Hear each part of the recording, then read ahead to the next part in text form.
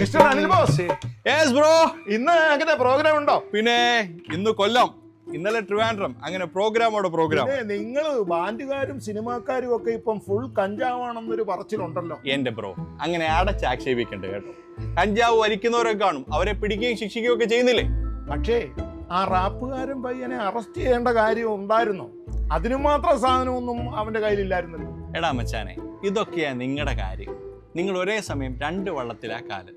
ആ റാപ്പ് പയ്യനെ കഞ്ചാവുമായിട്ട് പിടിച്ച് കേസെടുത്തപ്പോൾ നിങ്ങൾ പറഞ്ഞെന്താ 6 ഗ്രാമേ ഉണ്ടായിരുന്നുള്ളത്, അതും ഒരു തുണ്ട് വീടിയുടെ ഭാരമേ ഉള്ളതെന്ന് തന്നെയാണ് നിങ്ങൾ പറഞ്ഞത്. എന്നിട്ട് അതേ നാവ് കൊണ്ട് നിങ്ങൾ പറയും കേരളവാകെ ലഹരി വലയിൽ കുരുങ്ങിക്കിടക്കുകയാണ്. 6 ഗ്രാം എന്ന് പറയുമ്പോൾ വിൽക്കാനൊന്നും അല്ലല്ലോ, അതുകൊണ്ട് പറഞ്ഞതാ. എന്റെ പൊന്നു ബ്രോ, കഞ്ചാവ് ഉൽപ്പാദിപ്പിക്കുന്നതോ കൈവശം വെക്കുന്നതോ ഉപയോഗിക്കുന്നതുമായിട്ടുള്ള ആർക്കെതിരെയും കേസെടുക്കണം. അതാണ് ഇവിടുത്തെ നിയമം. അത് ചെയ്യുന്ന ആരെയും നമ്മൾ സപ്പോർട്ട് ചെയ്യത്തില്ല. അതിന് ജാതിയോ മതമോ രാഷ്ട്രീയമോ ഒന്നും വിഷയമാകരുതെന്നേ.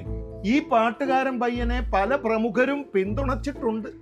അവന്റെ രാഷ്ട്രീയത്തോടൊപ്പം ഉണ്ട്, എന്നാൽ ലഹരിക്കെതിരെയാണെന്ന് പറഞ്ഞ പ്രമുഖരും ഉണ്ടേ. അത് ശരിയാ. എന്റെ പൊന്നു ബ്രോ, ഈ പാട്ടുകാരൻ പയ്യനെ പോലെ നല്ല കലാകാരന്മാർ കഞ്ചാവ് വലിക്കുന്നവരാണെന്ന് അറിയുമ്പോൾ അവരെ ഇഷ്ടപ്പെടുന്നവർക്കും ഈ മേഖലയിലേക്ക് എത്താൻ ആഗ്രഹിക്കുന്നവർക്കും എന്ത് സന്ദേശമാണ് നൽകുന്നത്? കുട്ടികളെ സ്വാധീനിക്കുമെന്നും അതുകൊണ്ട് വലി നിർത്തുമെന്നും ആ പയ്യൻ തന്നെ തുറന്നു പറഞ്ഞിട്ടുണ്ട്. ഈ തിരിച്ചറിവാണ് ലഹരി ഉപയോഗിക്കുന്ന എല്ലാ പ്രമുഖർക്കും ഉണ്ടാകേണ്ടത്. അവരത് തുറന്നു പറയുക കൂടെ ചെയ്താൽ ഏറ്റവും നല്ലത്.